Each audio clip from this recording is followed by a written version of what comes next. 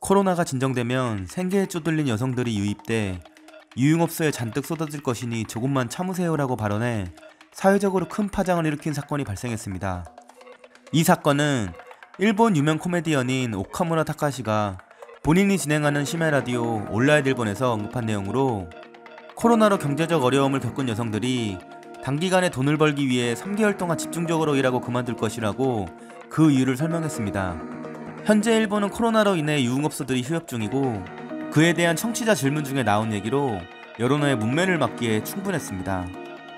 이와 관련해 한 교수는 그가 이 같은 말을 뱉을 수 있는 배경은 일본의 후진적인 사회 분위기와 밀접한 관계가 있다고 분석하며 일본은 성산업에 종사해야 하는 듯한 구조가 만들어지고 있지만 문제시되지 않는다라고 일관했습니다. 이런 사회적 분위기 속에서 성욕의 탈출구를 찾는 남성들은 최근 인터넷상에서 손쉽게 접할 수 있는 신종 원조교제의 일종인 파파카츠의 이용이 급속도로 퍼져나가고 있습니다. 파파카츠는 최근 1년 사이에 유명해진 용어로 여성이 경제적으로 여유가 있는 중장년 남성과 함께 시간을 보내고 경제적 도움을 받는 활동으로 정의하고 있습니다. 그녀들은 자신의 사진과 함께 키, 몸무게 등의 시체 사이를 게재해 광고한 뒤 약속을 잡아 만남을 갖는데 그 대가는 시급 5,000엔이 넘으며 데이트 비용은 아빠라고 불리는 중장년 남성이 지불하는 것이 일반적입니다. 이런 파파카츠는 기존의 원조교제와는 다르게 직접적인 성관계를 맺지 않아 정부에서도 단속의 여지가 없어 전문적으로 연결을 시켜주는 웹사이트와 어플이 공개적으로 운영 중인 실정입니다.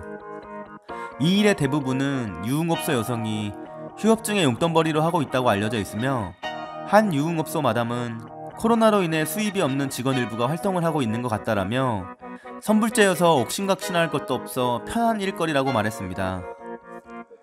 하지만 가장 큰 문제는 적지 않은 수의 일반 직장인과 대학생, 심지어는 10대 여고생까지 뛰어들고 있고 크고 작은 사건들이 발생한다는 것입니다.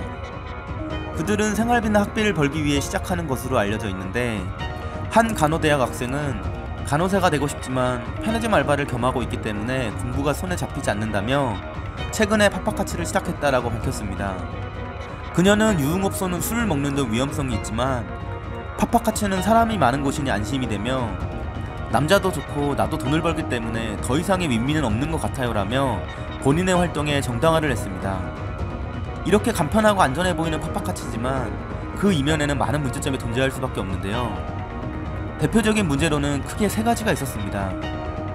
첫 번째로는 이면의 옵션이 존재한다는 것입니다.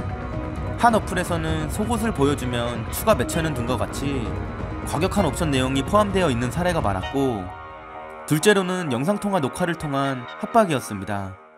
그들은 코로나로 인해 영상통화 데이트도 많이 하는데 녹화가 되어 협박을 당하는 등의 피해가 끊이지 않으며 이것은 성인용품으로 악용된 위험도 있다는 것입니다.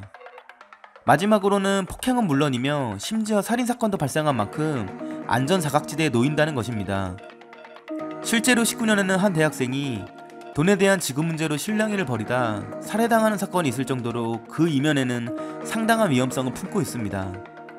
성문화에 관대했던 일본에서는 2000년대에 들어서 원조교제를 뿌리 뽑기 위해 한 차례 소란을 피웠던 적도 있었지만 인터넷 속에 깊숙이 파고든 새로운 형태의 이 파파카츠를 과연 어떤 제재를 통해 잠재울 수 있을지 지켜보며 이번 연탐을 마치겠습니다.